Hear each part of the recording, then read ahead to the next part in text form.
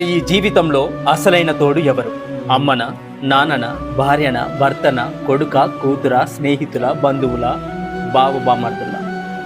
కాదు కాదు, వీరెవరూ కాదు. మన నిజమైన తోడు మన శరీరమే. మన శరీరం మనకు సహకరించని రోజున మన దగ్గర ఎన్ని కోట్లున్నా, ఎంతమంది డాక్టర్లున్నా, ఎంతమంది జనాలున్నా ఏమీ చేయలేరు, కాటికి సాగనంపడం తప్ప. ఒక్కసారి మన శరీరం స్పందించడం ఆగిపోతే ఎవ్వరూ కూడా మన దగ్గర ఉండరుగాక ఉండరు. మీరవునన్నా కాదన్నా ఇదే నిప్పుల్లాంటి నిజం. నీవు నీ శరీరం మాత్రమే జననం నుండి మరణం దాకా కలిసి ఉంటారు. మనం వాస్తవానికి ఆత్మ మాత్రమే. ఈ శరీరమే మన అసలైన ఇల్లు.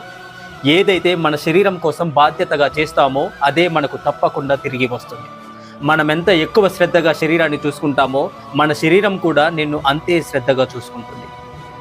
మనం ఏం తినాలి, ఎంత తినాలి, మనం ఏం చేయాలి, ఒత్తిడిని ఎలా ఎదుర్కోవాలి, మనం ఎంత విశ్రాంతి తీసుకోవాలి అనేవి మాత్రమే మన శరీరం యొక్క స్పందనను నిర్ణయిస్తాయి. గుర్తుంచుకోండి మిత్రులారా, మన శరీరం ఒక్కటే మనం జీవిస్తున్న చిరునామా. మన శరీరమే మన ఆస్తి, మన సంపద. వేరే ఏది కూడా దేనికి తులతూగదు. మన శరీరం మన బాధ్యత.